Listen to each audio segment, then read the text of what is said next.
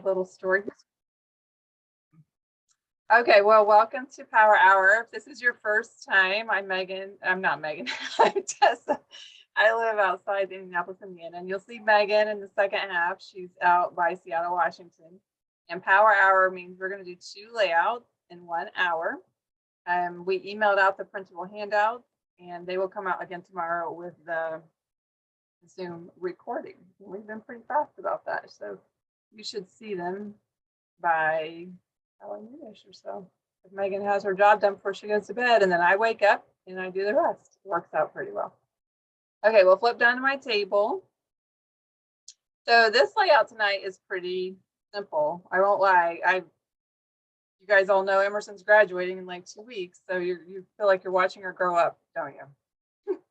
So I was going through, so I have a lot of one-page layouts because I don't give a lot of space in the albums for all the pictures. So unless it truly is a big event, it's getting 1 page. And I wanted to use it's kind of a July 4th type thing. It's Memorial Day weekend. And I was trying to decide how to incorporate some print, some tonal, and this is what I came up with. So you just need 1 sheet of double-sided paper. You want to like both sides, and you want both sides to coordinate. Or I mean that they will look good side by side. And the honest truth is not every paper meets that criteria.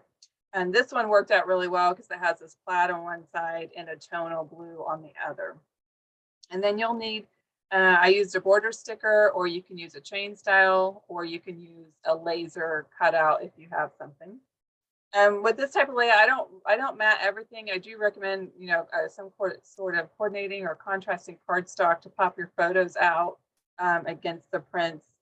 If you notice, I chose red here because I use my red border sticker. Kind of ties the red in with that, and then you can kind of accent with some little stickers. Depending on how you trim your photos, I fit 4 on here. You could easily do 5, and of course with peekaboos, you could add more than that. You can have a little oval down here just for Megan. She doesn't like to trim her photos down to oval. So.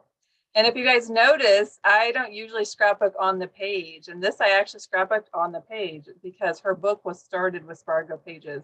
And so I don't want to switch mid-book. And after the next book, I'll go to top loading because I keep scrapping her stuff out of order. So it's been a little stressful for me this week to make sure I'm on the right side of the page. So what am I going to use for tonight? I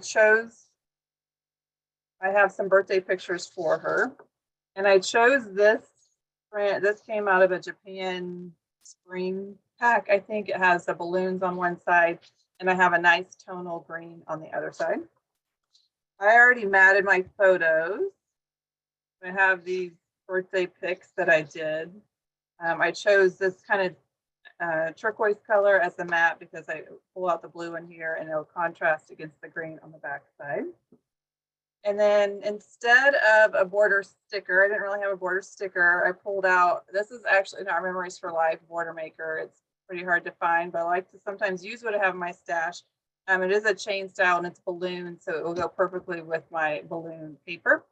And then in case I need any accent, I'm not quite sure how I'm going to accent it, I picked out the double balloon punch from Creative Memories. So I chose a yellow cardstock to punch the balloons. If you are not scrapbooking on your page, you'll need something to paper weld your pieces together, or you can just get a sheet of, this is the front of a paper pack.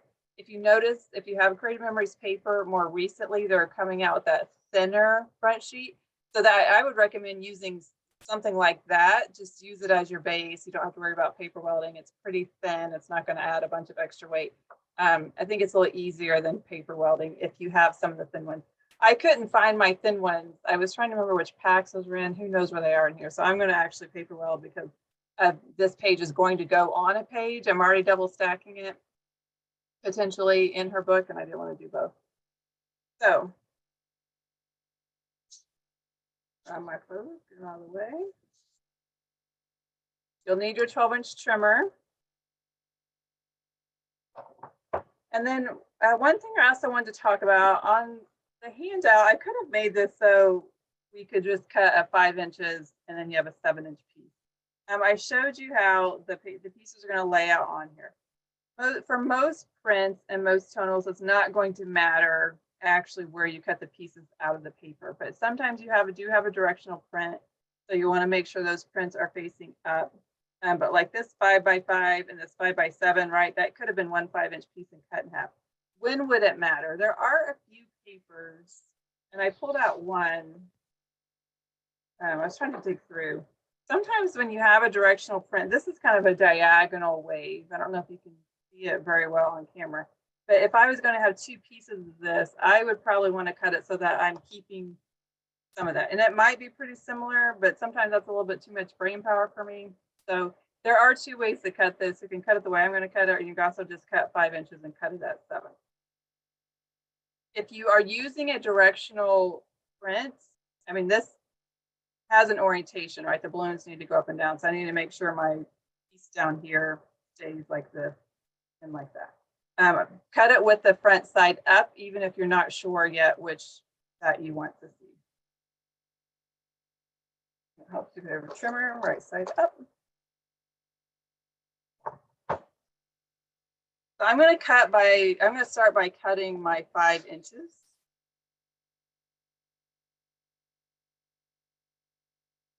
So I'm going to cut this where, like I talked about, like I'm just going to cut 5 inches and I'm going to do 5 and 7. Or actually, never mind, back that up. I'm going to turn it because I'm going to cut this top section as one 5-inch piece. And so because I want my balloons going this way, I'm going to turn my paper as I cut it. So I'm going to have my 5x5 right here, and I'll have my 7x5 here if you're looking at the diagram.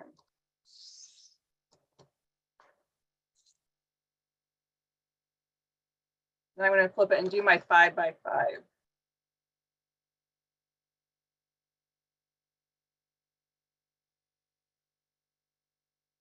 I'll have my 5x5, and that gives me my 7x5.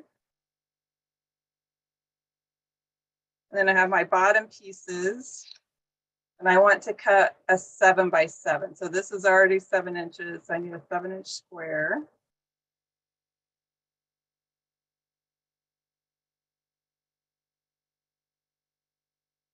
And then that leaves my 5x7 with the orientation of the balloons facing the direction that I want. All the cuts that we need to do. I'm going to go ahead and punch my balloons while I have a free workspace. So if you're going to punch a chain style, that's the ones that pop out completely. Or you can grab your border sticker, grab a laser border.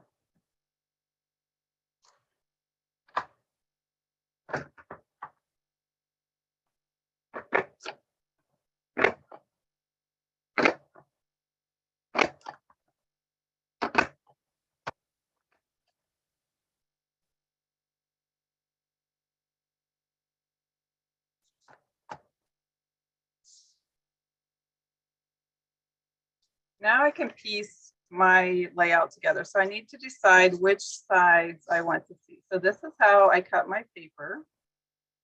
I can decide how much of the prints. Do I want to turn these two over? Or you can do it so you turn these two over. I want to see more of the balloons. I want the balloons to be my big side.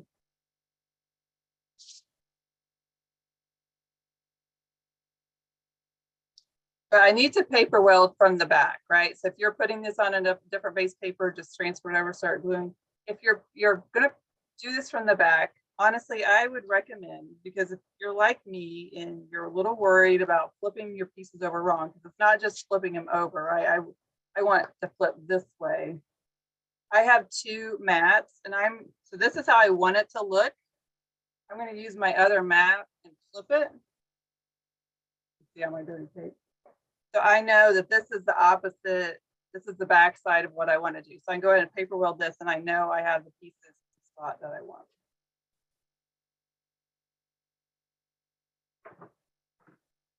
I'm going to cut myself 2 pieces for paper welding. So paper welding is when you are going to weld your seams together.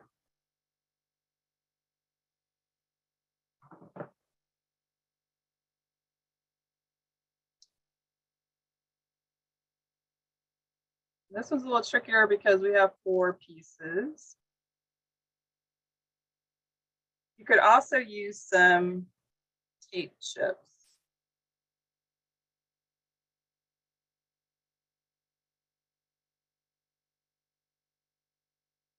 And I think actually I'm going to grab mine. I think I want to start with those.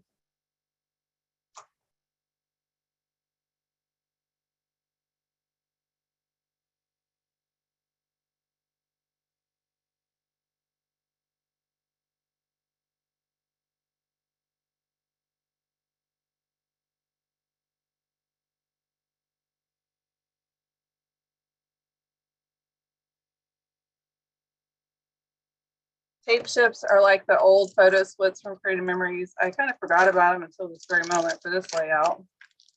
This was the old school way of paper welding.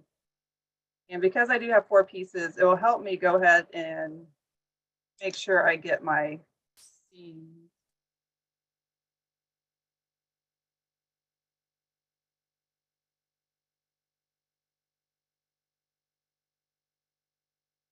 I don't have to worry about them shifting as much.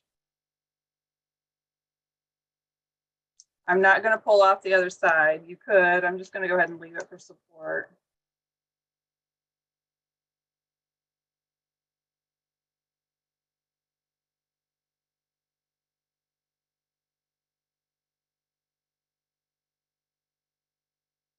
And I'm going to take my paper welding piece. This is actually the only way I actually use tape chips, is really just for welding together.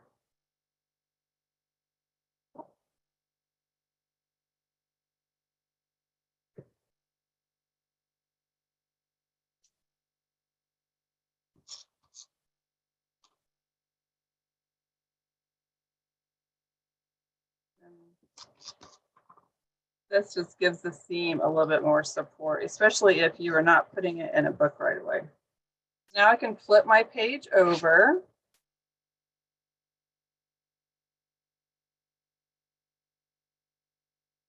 And I want to adhere my balloon.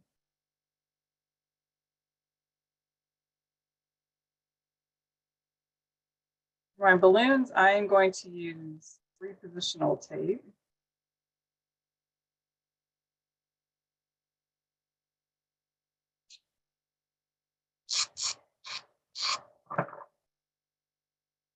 Right along the seam. The point of putting something along the seam is so that you don't see the seam. Kind of pulls those 2 bottom pieces together.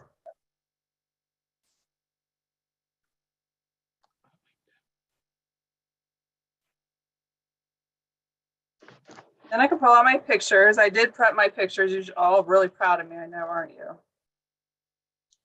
Not only do I have them, they're already matted.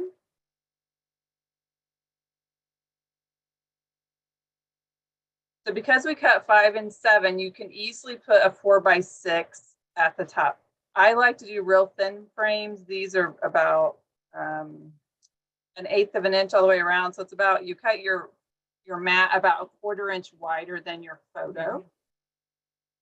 This one was a 4-inch photo, so it's 4.5 inch square mat, and then a 4 1/4 inch square mat, and I center the photo in the middle. And down here, it's perfect spot for 4x6. And then I had 3 extra pictures, or 2 extra pictures. So I'm going to use, this is an old 4x4 peekaboo I have in my stash. I can put this picture down here and it will flip up. And then I will put a journaling box in the top of the flap that talks about our day. I won't lie, I don't remember a lot about the day. So it's probably going to be like a little bitty blurb. I'm going to have to text my friend. I don't remember what this place was called. This is 2012. So it's been 10 years.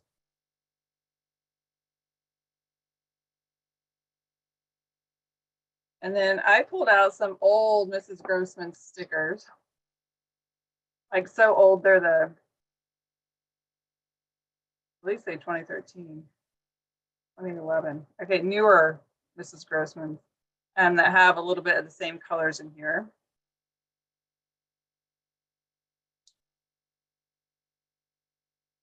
when I trimmed down my photos, I ended up with this little extra piece. I don't like to get rid of anything thin because I can layer it. This is a 4x4. It came out of a variety pack that Creative Memories did. There is a fuse tool in the market. I did buy it. I haven't played with it yet because the intent is to be able to cut down and make your own peekaboo sizes. And someday, maybe this summer, I'll get it out and play with it and figure out how to adapt our current sizes down to 4x4. I also have a little bit more yellow, so I could punch some balloons out of yellow. I can cut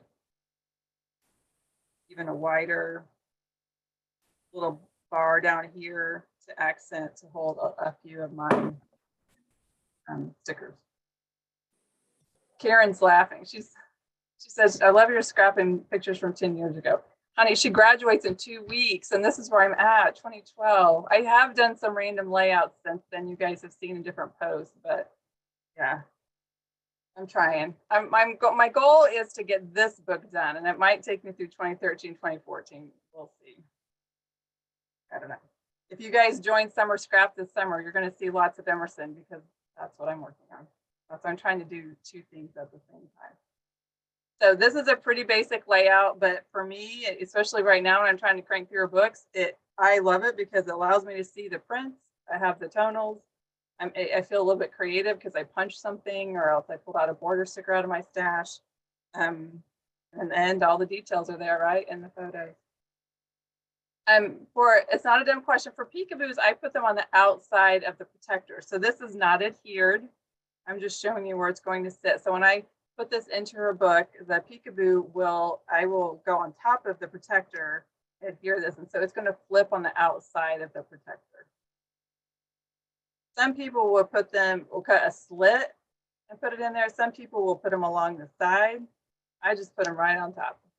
I think Megan does too. You put your peekaboos on top of your protectors? Yes.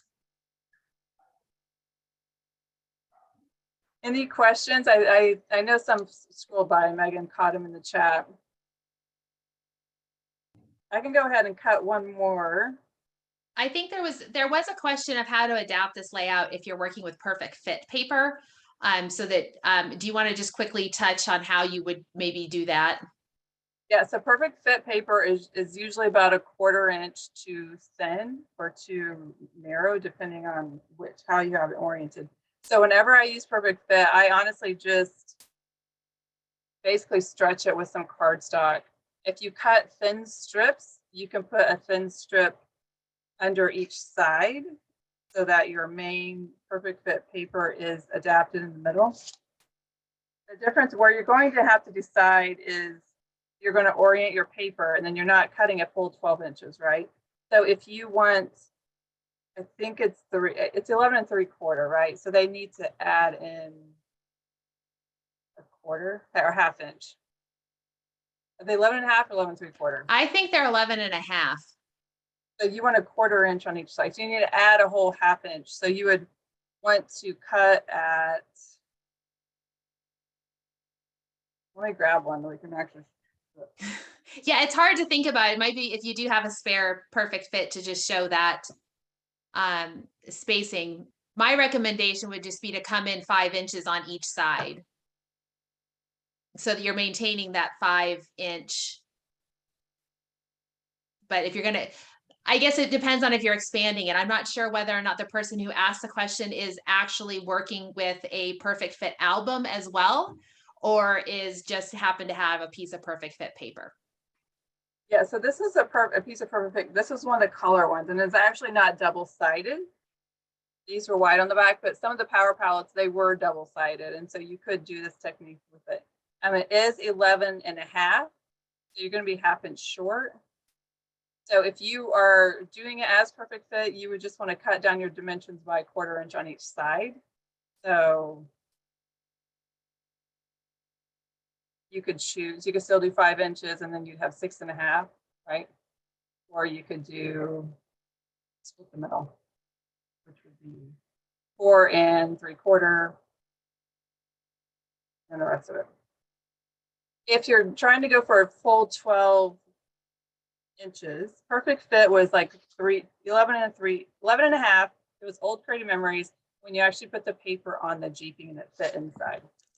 If you want a full 12 by 12, as you can see, I would cut 1/2 inch strips in the end and layer it underneath each side of my layout.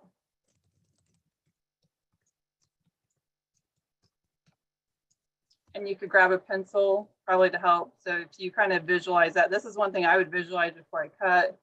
And I would mark, you know, my 5 inches up here, knowing I'm going to add a 1/4 inch to the side. So I would be cutting it at 4 3/4. And then this is the same. It would still be the 7 inches or the 5 inches. Hopefully that helps. One of those things you definitely have to kind of walk through and visualize if you're adjusting the measurements.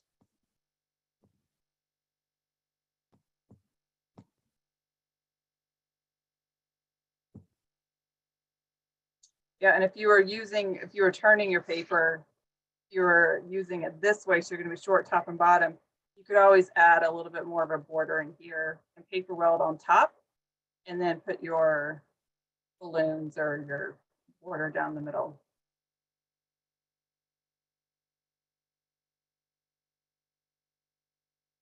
Does that help? Looks like the rest of you are just working along. So, okay.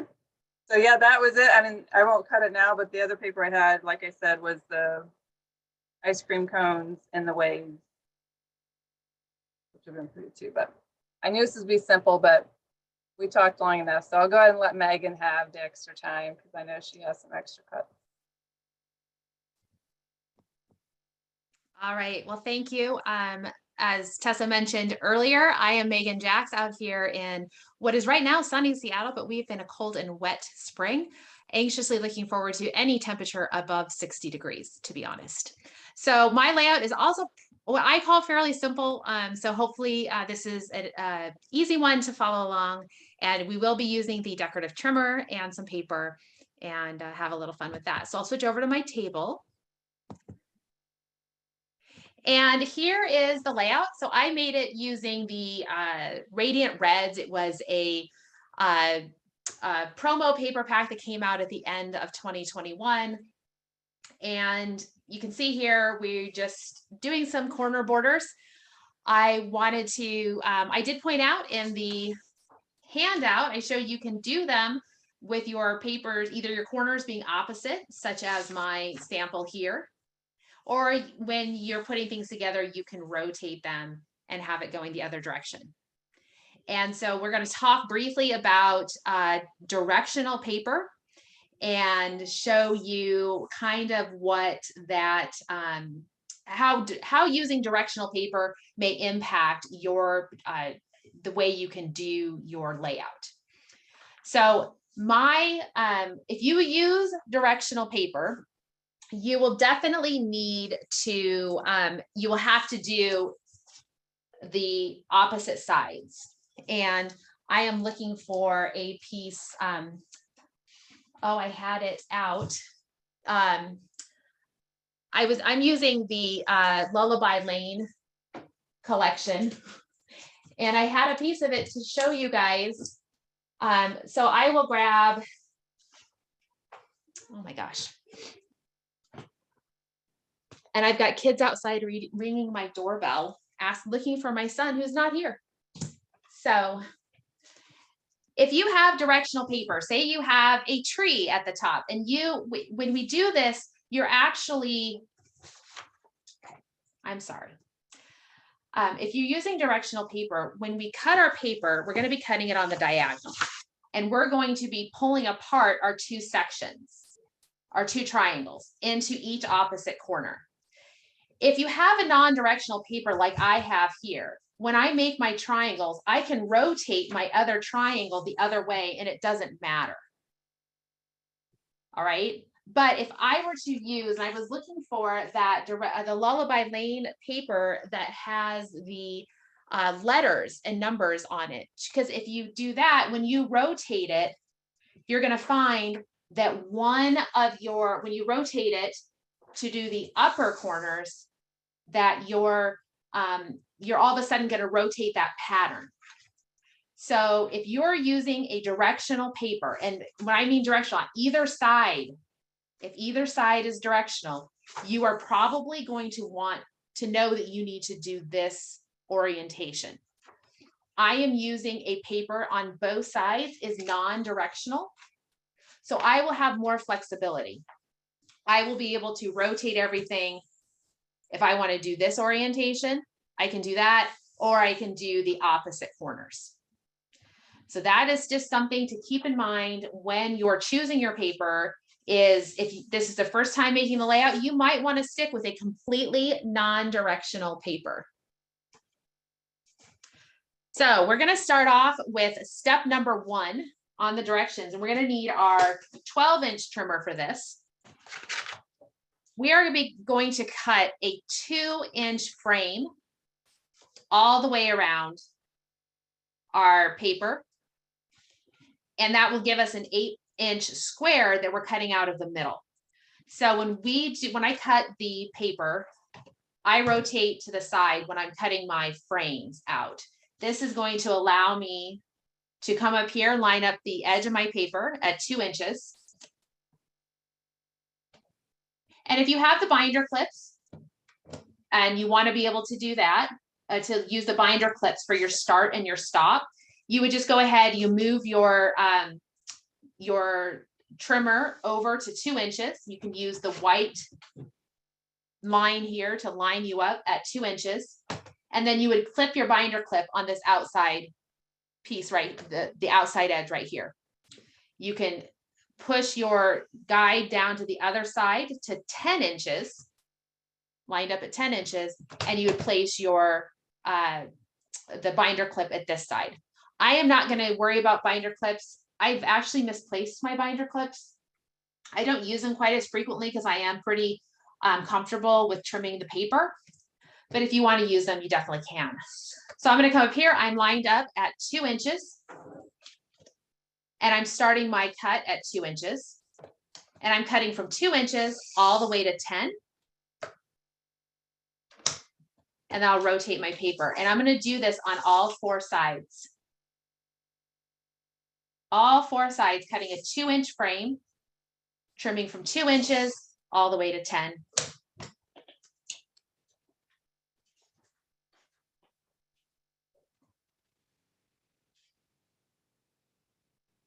Keep going around.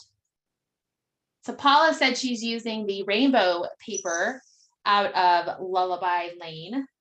And that is a directional one. So you will definitely want to, when you're putting your final pieces together, you're going to find that you're going to want that opposite corner effect, which will be fantastic.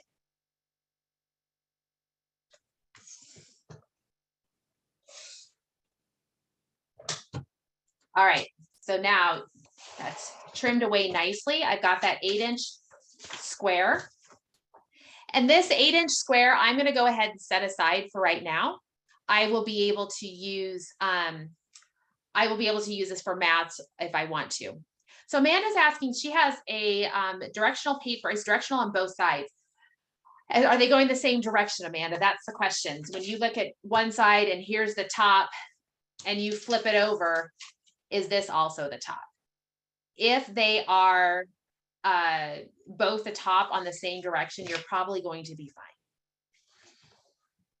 And I say that probably, so please don't be angry with me if I'm wrong. It's trying to anticipate all of the directional aspects of the designs can sometimes be a challenge. So, all right, we have our 2-inch frame now. So what I want to do is we're going to move on to step number 2, which is we're going to fold the frame in half. Now, if you, when you're looking at this and you're looking at your paper, especially if you're using the directional paper and you have, this is your top of your paper right here. I want you to think of it in this way. This portion, this triangle right here is going to go on my upper left page. This section here is going to go to my lower, the lower page over here. It's my opposite corners, right? I'm going to split my frame to the opposite sides. If for some reason you wanted to have the lower left and the upper right, you would pull it apart this way. So what you need to do is, why I'm telling you to think like that is you're going to, the corners that are going to remain whole. So this is my upper left corner. I'm mimicking the same layout. So you can see my upper left corner and my lower right corner. Those are the ones I'm going to grab and I'm going to pinch and to prepare to fold it. All right. So this, if I grab the upper right, upper left and lower right and pinch, I'm going to do the same layout as my sample is. If you wanted it to be the opposite, you would pinch from the opposite side. If I were to grab here and pinch, I would have a lower left corner border and I would have an upper right corner border. If you have a non-directional paper, it doesn't matter. So I do want to go ahead. I want that upper left and the lower right, just like my sample. So I'm going to go ahead and pinch in the upper left, lower right, and bring it over. And now I'm going to take my time, line up this corner here, and then carefully work my way to the opposite end and fold.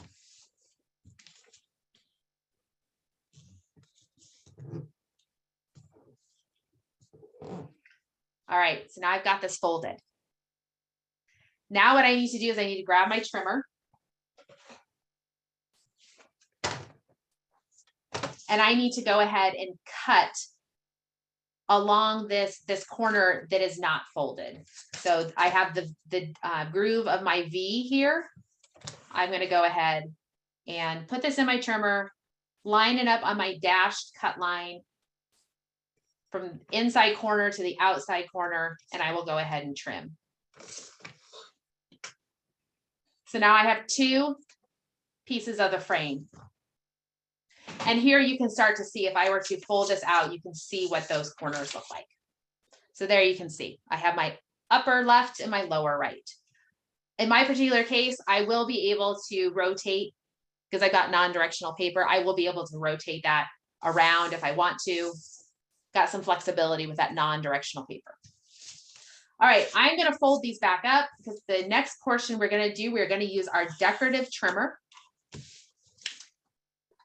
And with the decorative trimmer, we're working on step number 4 on the handout. So we need to look at our pieces.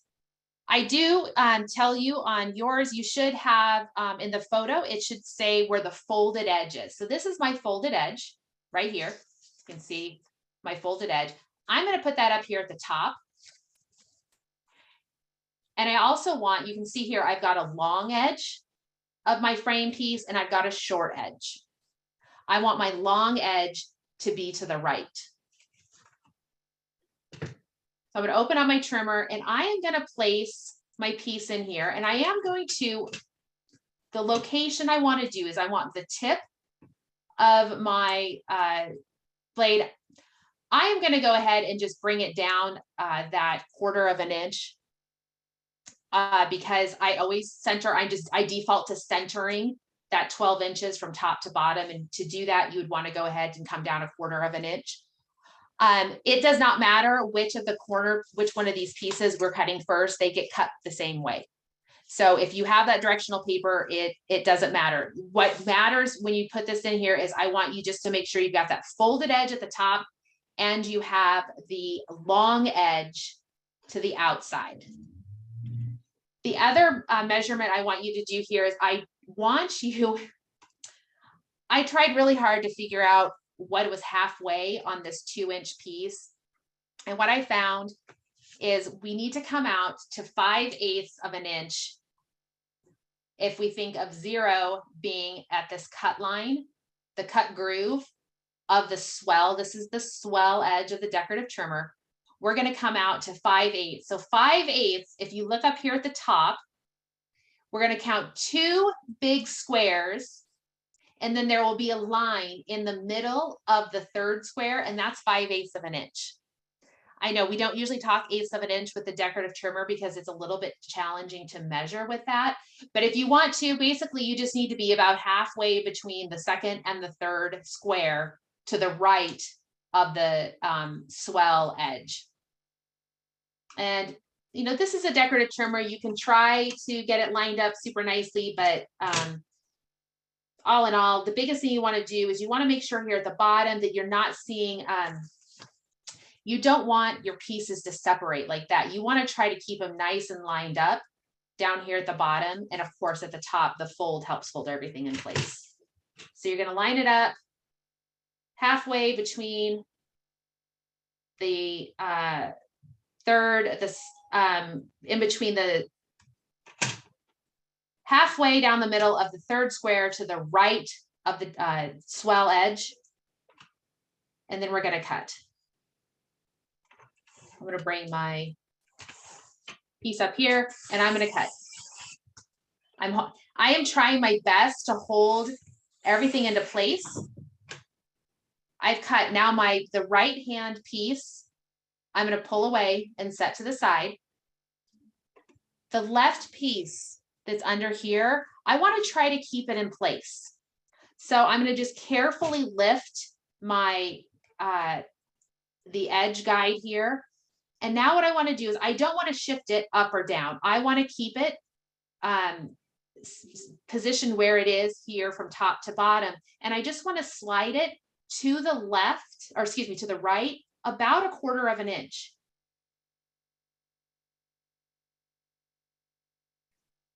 Yeah, Pam, that's a great idea. If you want to use a little bit of repositionable adhesive to help hold it into place, you certainly can do that.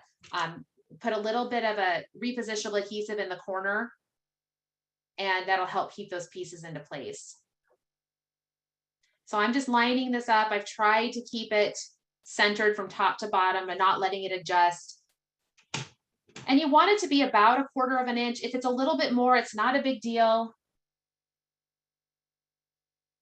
So I'm just looking for my tips to come out to about 1/4 of an inch from that first square. And I'll go ahead and trim. All right. And that's the piece here. So you'll end up with 3 pieces, a right hand piece, a center cut, and then a left hand piece. Now we're going to go ahead and repeat the same exact cut with the second piece. So once again, here's my folded edge.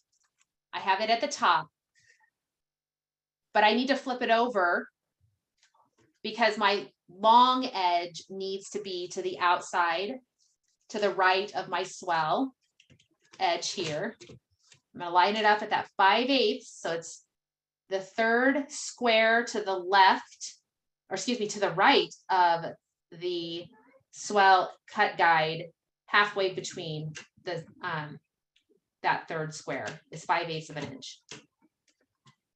And this is this particular technique, you guys could, you can adjust however you want. You could have, you know, these sizes. I tried to make them as even as possible, like so that my outside edge, my 2 outside edges were even, and then have that 1/4 inch piece in the middle. But if you have a thin piece in the middle, a wide piece in the middle, your 3 pieces are all different sizes, it's not a big deal.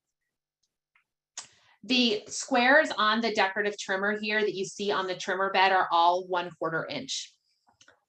So to the left of the swell edge up here at the top, you'll see we have 4 of those squares. So that means we have 1 inch from the cut.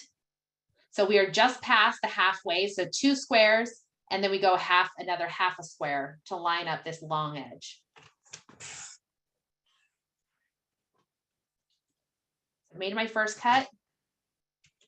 And then I'm going to go ahead, move things over about 1/4 of an inch and make a second cut.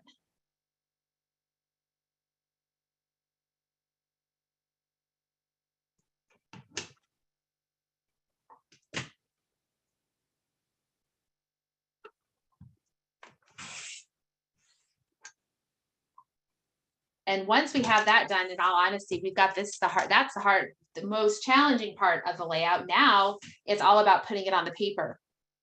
I do recommend using either a tonal piece of paper or a cardstock. You could also be using a base page. I've just got the wood grain tonal paper from the Lullaby Lane. I think my paper, the flower paper might be out of the, I don't know if it's out of the little girl pack or if part of the designer paper, but the tonals were part of the regular designer pack. So I'm gonna grab my pieces and I'm gonna go ahead and unfold them. And here's where you can play. You should be able to flip things around. I'm gonna have a slight directional aspect of my paper. The opposite side of my designer paper did have a slight pattern to it.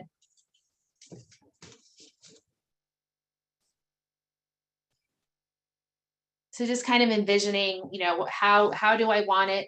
The biggest thing I have to keep in mind here for my particular layout, my tonal paper has a direction to it. So if I'm gluing my pieces on or I'm adhering my pieces, I can't just say, oh, well, I'm going to go ahead and rotate this once I start putting photos on, because now see my paper is going the opposite way.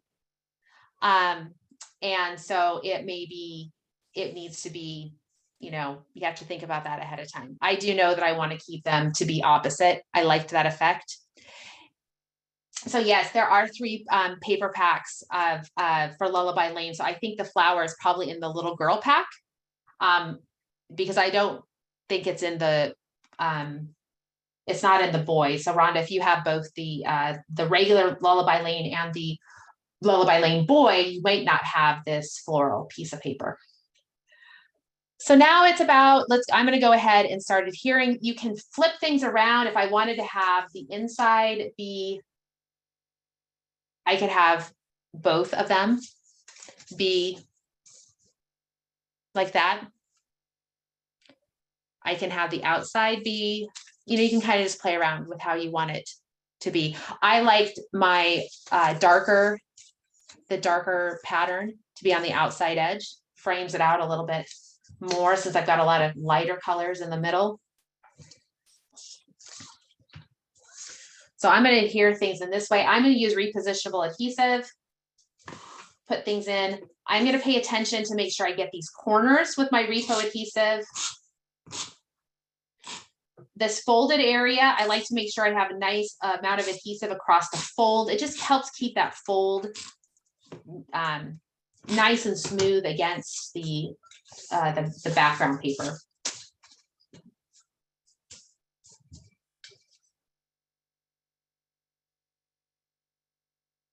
So just lining it up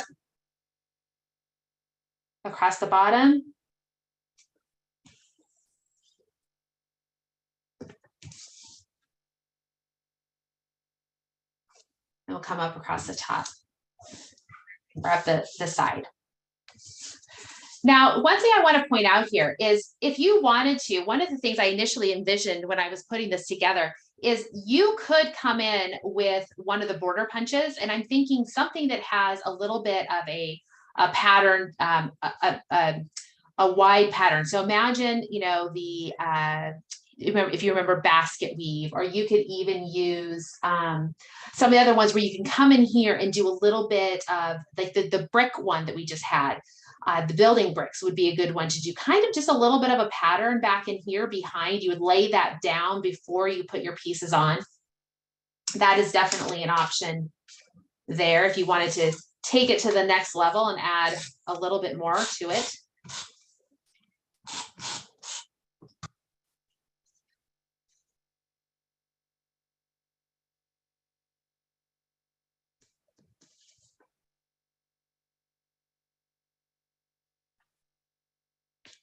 I really probably should have made this layout all about one of mine.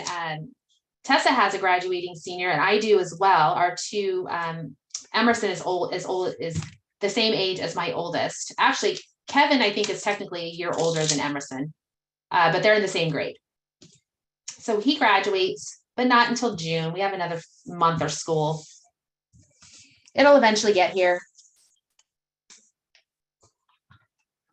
But I'm very behind on his albums. And in fact, it's not going to happen. Everybody can marvel at how wonderful he was from ages 1 to 2. And then I got distracted with other things and haven't scrapbooked as much of him.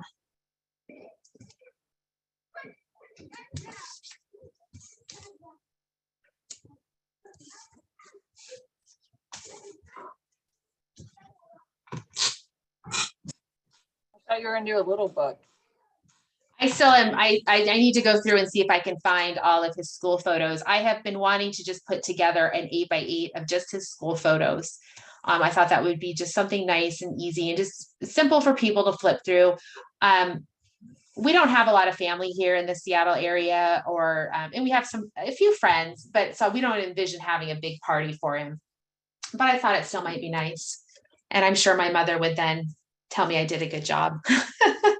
And she was asking me all about our plans for the party. I was trying to explain to her it's not like the Midwest. I had like 100 people come to my graduation party, and when your entire family lives in that area, you can invite all sorts of people. But when you've relocated over 1,000 miles away from your family, it's harder to invite them to graduation parties. So this middle corner piece that we pulled off, you could come in here and attach it like such.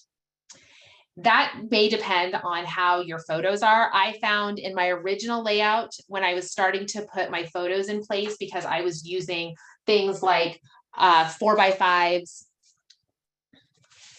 here, I was using 4x5 photos, not just a bunch of squares, that when I started to put that detail here in the corner, like I show you here, it got lost. I started everything was like overlapping and you really couldn't see this detail. So then what I did is I started kind of cutting these pieces to make little details to go with the photos, kind of like that ribbon effect on the pages here. And that worked out really well. For this particular layout, and I'm going to use pictures, baby pictures of Sarah. I just didn't have a time to print them. So probably what I would do here is I would just save these for now and plan to put them on later, depending on how I put her photos on here. I'm thinking I probably will just do squares. So I'll do probably 4 square images on each side, or I'll print them a little bit smaller to make sure they can fit in this section here. And then of course, adding any other embellishments and details like that you want to do.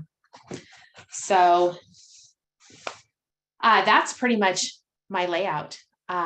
So it's hopefully pretty straightforward. Lots of ways that you can adapt it using the decorative trimmer. You can also, if you don't have the decorative trimmer, you could go ahead and use the straight trimmer. You would maybe use a decorative blade if you have that for the corners on the decorative, or excuse me, on the straight trimmer.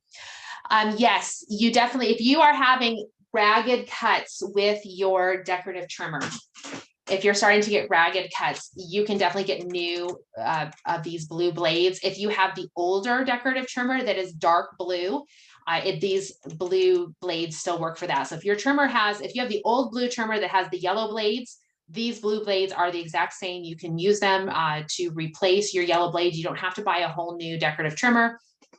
And if you, on either one of them, if you're starting to see ragged, whether you have yellow or the blue, you can get new blades from Creative Memories to go with that. All right, so that's my layout. Are there any questions on that before we wrap things up for the evening? Look at that, getting done. Before 9. So I know. So let's go here. All right, so thank you so much for attending. We definitely appreciate your support coming out to Power Hour. And for those of you catching it on the video, thanks so much for tuning in. So a couple of things coming up for us. We have our summer scrap challenge is going to start at the June 5th. That's our next big thing that's coming up. So those of you who did summer scrap with us before, it's going to be a lot of the same. Or if you did winter challenge with us, it's a lot of fun. We have a challenge layout that comes out on Mondays. And then we have a throwback layout that comes out on Thursdays. And we have a private group that we set up to do it. It's just a lot of sharing.